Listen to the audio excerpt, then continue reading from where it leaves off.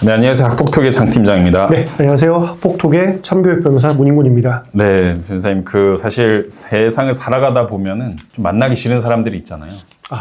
있죠. 네, 정말 죽어서도 죽기 전까지도 용서하기 힘든. 네, 그런 저는 분들도 뭐 진상 의뢰인들. 그렇죠. 네. 사실 학폭톡에서 피해자랑 가해자의 그 친구들은 정말 둘이 만나기 싫을 거예요. 당연히 이제 네. 피해 학생은 너무나 당연하고요. 네, 가해 학생도 왜 그런 얘기 있지 않습니까? 맞은 놈은 발 뻗고 자도 때린 놈은 발 뻗고 못 잔다고. 그렇죠. 학폭위 절차가 개시가 되면 그때부터 이제 가해 학생도 벌벌 떱니다. 왜냐하면 이제 부모님도 알게 됐고 그렇죠. 실제로 주변에 있는 학우들도 얘가 진짜 나쁜 짓을 했구나 이렇게 이제 인식이 될 수 있기 때문에 그때부터는 이제 이 가해 학생도 심리적인 부담감이 굉장하고 피해 학생 마주치는 걸 꺼려하는 경우도 많이 봤습니다. 자꾸 그리고 최악의 사례만 떠오르죠, 그죠? 그렇죠. 네. 내가 나중에 이거 진짜 뭐 전과자 되는 거 아니냐, 그렇죠. 대학 못 가는 거 아니냐, 네. 뭐 소년원 가는 거 아니냐 이렇게까지도 생각하는 경우가 많죠. 근데도 불구하고 이제 어쩔 수 없이 마주쳐야 되는 경우가 생기냐라는 질문이 많이 오는데 네. 오늘 요 이야기 좀 해주실 것 같은데 학폭위가 열릴 때 피해 학생하고 가해 학생이 대면을 하나요? 이 질문도 학폭톡에 간간히 올라오더라고요. 네. 원칙적으로는 만나지 않습니다. 예. 각각 분리를 해서 진행을 하기 때문입니다. 네네. 이제 학폭위가 열리는 날에 대면에서 위원들 앞에서 사건을 이야기하게 하는 경우가 결국 이제 발생하지 않는다고 네네. 보시면 될 것 같습니다. 그럼 원칙적으로는 분리조사지만 경험상으로는 만날 수도 있는 경우가 있나요? 혹시 사례가 있을까요? 가끔 후기들이 올라오더라고요. 마주쳤다 이런 식으로. 근데 요거는 이제 아무래도 사람이 하는 일이다 보니까 네. 동선 관리를 잘못한 거죠. 그 학폭위 학교 측에서 이제 잘못한 거라 가지고 실제로는 사실 처음이라고 네. 가정하라고 말씀드리면 어떤 교육지원청의 학폭위가 열리는 어떤 특별한 공간 그런 게 있을 거라고 생각을 하시지만 대부분 그렇지 않습니다. 그냥 빈 교실에서 하는 거예요? 예, 원래 있던 학교 교실에서 합니다. 교실이 아니더라도 그 해당 학교에 있던 어떤 실에서 이제 이루어지게 되는데 이때 복도나 뭐 교실, 강당 같은 곳들은 법정이나 경찰서처럼 엄격하게 이렇게 통제되거나 동선이 관리되지가 않습니다. 네. 그래서 가끔 동선 관리가 잘못돼서 네. 마주치게 되는 경우가 있을 수도 있다 정도만 이해하시면 될 것 같습니다. 네. 정말 이런 거를 극도로 싫어할 수 있잖아요. 그렇죠. 정말 이 극한의 경우도 나는 맞고 싶다. 방법이 있을까요? 그렇죠. 원래대로라면 안 마주쳐야 되지만 정말 우연히 마주치는 경우인데 이제 이런 것들조차 싫다. 굳이 좀 팁을 드리자면 학폭위 개최 전에 학교에 이제 가해 학생과 마주치는 일이 없도록 네. 별도의 대기실을 제대로 확보를 해달라. 네. 그리고 동선 분리를 한 번 더 확보해달라. 그리고 별도의 대기실 간에 뭐 거리가 좀 멀었으면 좋겠다라고 할 수도 있고요. 그리고 이것도 중요한 팁일 수 있습니다. 개최 통지서를 보시면 네. 그 시간이 정해져 있습니다. 네네. 이 시간에 맞춰가는 것도 방법입니다. 예를 들면 뭐 너무 일찍 가거나 생각보다 늦게 가버리면 원래 시간에 그 가해 학생의 동선과 이제 일치를 해버리는 경우가 생길 수 있기 때문에 그러네요. 우연히 마주칠 수 있는 확률을 조금은 줄일 수 있을 것 같습니다.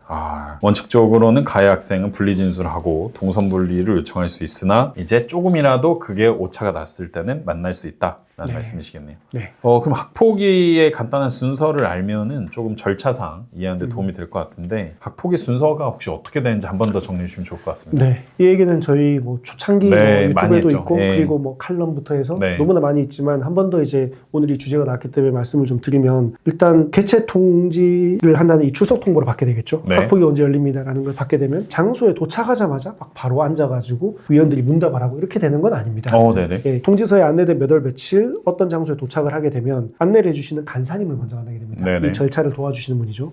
그래서 그래서 이 간사님이 곧 심의가 열리면 심의실에 가셔서 어떤 것들을 유의해야 됩니다라고 유의사항을 알려줍니다. 네. 그리고 나서 그 절차들, 학폭위가 이런 식으로 진행이 됩니다라고 이제 설명을 해주십니다. 간사님께서. 그리고 이제 신분증 등을 통해서 본인 확인을 하고 대기 공간으로 이제 안내를 받게 되는 것이죠. 네네. 그리고 이제 대기 공간에 있다가 다시 심의실로 이제 오세요라고 하면 그때 이제 위원들이 있는 심의실로 가게 되는 거고요. 네. 심의실로 간 이후에는 위원장이 혹시 이 자리에 있는 위원들 중에 기피할 사람이 있는지 물어본 다음에 이제 부모님들이 없다라고 네. 하면 이제 구체적으로 이제 문답이 시작이 됩니다. 네. 주로 학생에 대해서 질문을 많이 합니다. 네. 착각을 하시는 분들 중에 어떤 분들은 부모가 대답을 할 기회가 되게 많거나 부모가 가기 때문에 학생한테는 질문을 많이 안 하겠다라고 하시는 분들이 계시지만 예. 주로 학생한테만 질문을 합니다. 학생이 그냥 90% 이상 말씀을 한다고 보시면 돼요. 예예. 그래서 어머니 아버지가 이제 피해 학생에 대해서 사건 경위에 맞춰서 학폭위 위원이 되었다고 생각을 하시고 예. 미리 질문을 해보시는 게 굉장히 도움이 많이 됩니다. 왜냐하면 아시다시피 성인도 막상 경찰서나 이런 데 가서 어렵죠. 증문즉답을 하면 네. 족일 게 말하기 되게 힘듭니다. 맞습니다. 그래서 이제 미성년인 아이들은 그 나이 많은 위원들 앞에서 위축이 되거나 네. 또 이제 피해 사실을 또 이제 정확하게 말하지 못하는 경우를 제가 되게 많이 봤습니다. 맞습니다. 그래서 이제 저희 모품 같은 경우에는 이런 것들을 또 예방을 하고 도움을 드리기 위해서 학폭위 개최 전에 보호자님께 이제 여쭤보고 부모님이 괜찮다고 하면 학생을 저희 이제 로펌에 부릅니다. 그래서 실제로 위원이 된 것처럼 경애에 관련된 이야기라든지 그때 기분 이런 것들이 굉장히 유사하게 나온 질문들이기 때문에 이런 것들을 물어보고 시뮬레이션을 통해서 어떤 식으로 대답을 하면 좋겠다라는 것까지 좀 도와드리고 있습니다. 이런 것들은 이제 워낙 빈번하고 체계적으로 이루어지는 경우가 많다 보니까 제가 이제 일정이 안 되더라도 저희 사무실에는 변호사님 분들이 또 여러 분 계십니다. 그래서 네. 그분들이 이렇게 시뮬레이션을 해서 도와드리고 있습니다. 되게 뭐 거창하고 무슨 법적인 시뮬레이션이라고 생각을 하실 수 있겠지만 네. 실제로 무슨 심오한 질문이 아니라 네. 학폭에 가게 되면 의뢰할 질문들에 대해서 이제 미리 물어봐 주는 것 자체가 답을 알고 간다 이런 느낌보다 한번 해보고 가니까 학생의 중압감이나 두려움이 많이 줄어들어서 실제 학폭에 가서 처음에 그냥 대책 없이 가는 것보다는 확실히 도움이 됐다. 여기에 그렇죠. 큰 의의가 있다고 보시면 될 것 같습니다. 이번에 상담 우려하신 분도 똑같이 이런 시뮬레이션이 들어가나요? 이름을 말씀드릴 수는 예. 없지만 이분은 너무 잘 오셨던 게 저희가 학폭위 단계, 인사 단계 예. 이런 식으로 수임료를 통으로 이제 책정을 해서 보통 받게 되는 구조인데 네. 이분은 처음부터 아예 학폭을 신고를 할 당시부터 이제 오셔가지고 저한테 주력을 받으셨습니다. 예. 그래서 오히려 구체적으로 체증까지 증거까지 깔끔하게 모아서 같이. 저희가 그것까지 도와드리고 있습니다.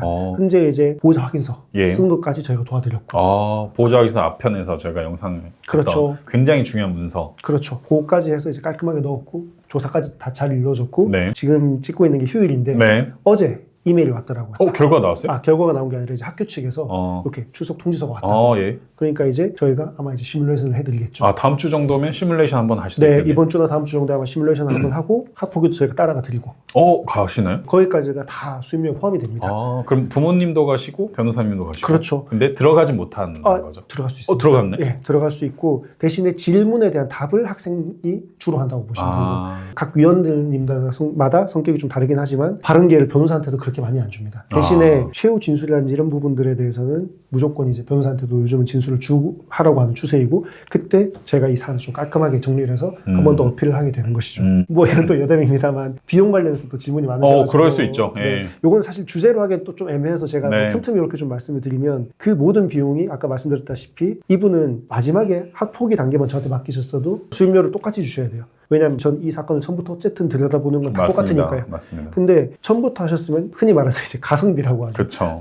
처음부터 케어를 변호사 조력을 받아서 이제 학폭의 단계 전체를 갈 수 있는 것이고 나중에 수임하면 딱 그 단계만 받으실 수 있는 것인데 이분은 어쨌든 처음부터 끝까지 하셨고 저희가 이 비용 안에는 아까 말씀드렸던 뭐 시뮬레이션부터 해서 체증부터 해서 의견서, 의견서 그리고 심지어 저희 왔다 갔다 했을 때 교통비 식비까지 다 포함된 금액입니다. 그래서 이 비용 자체에 대해서 이제 너무 내가 하다가 중간에 변호사한테 가야지라고 하시는 고민이 드는 애매한 부분이 있다면 처음부터 변호사님한테 가서 수임을 하시는 게 이건 저희 로펌 말고 다른 로펌도 마찬가지입니다. 네, 제대로 하셔라. 이왕 하실 거면. 네, 그 말씀을 좀 더 드리고 싶었습니다 오늘. 네, 맞습니다. 사실 이게 되게 한번 딱 지나가 버리면 끝나버리는 사건이잖아요. 그러니까요. 되돌릴 수가 없잖아요. 다시 그 학폭위에 대해서는. 하나만 더 첨언 드리자면 최근에 학폭위 결과에 마음이 안 드셔서 이제 행정심판, 행정소송을 하고 싶다고 막 올라오시는 그런 사례들 제가 계속 모니터링하고 있습니다. 근데 그 확률이 점점 낮아집니다. 예를 들면 이 경찰 조사에서 이 경찰 조사가 끝나고 나서 그 결과에 따라서 검찰 이제 공판 단계 넘어가게 되는데 이를 뒤집는 게 사실 가장 처음인 단계. 저희로 치면 학폭위 단계가 가장 중요하고 행정심판, 행정소송으로 갈수록 확률이 낮아진다. 그렇기 때문에 학폭위를 잘 준비하시라는 말씀을